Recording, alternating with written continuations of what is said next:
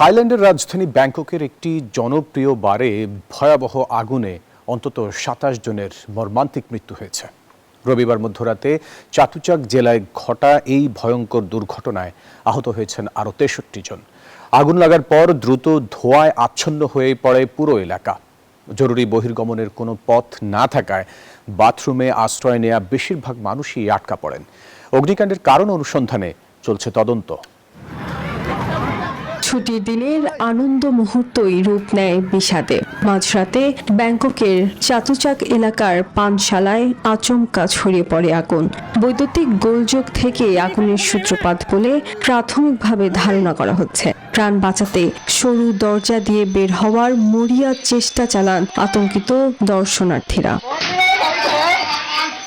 সামনের অংশে আগুন থাকায় অনেকেই ভবনের পেছনের দিকে বাথরুমের ভেতর আশ্রয় নেন। ভেতরের দাহ্যসজ্জা এবং শব্দ নিয়ন্ত্রণের জন্য ছাদে ব্যবহৃত ফোমের কারণে খুব দ্রুতই আগুন ভয়াবহ আকার ধারণ করে।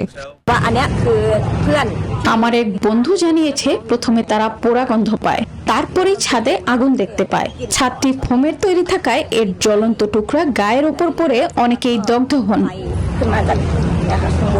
ফায়ার সার্ভিস অল্প সময়ের মধ্যে পরিস্থিতি নিয়ন্ত্রণে আনলেও ততক্ষণে ঘটে যায় বিশাল বিপর্যয়। ঘটনাস্থল পরিদর্শন করেছেন প্রধানমন্ত্রী ও শহরের গভর্নর। সেখানে জরুরি বহির্গমন পথ না থাকার বিষয়টি এখন খতিয়ে দেখছেন তদন্ত কর্মকর্তারা।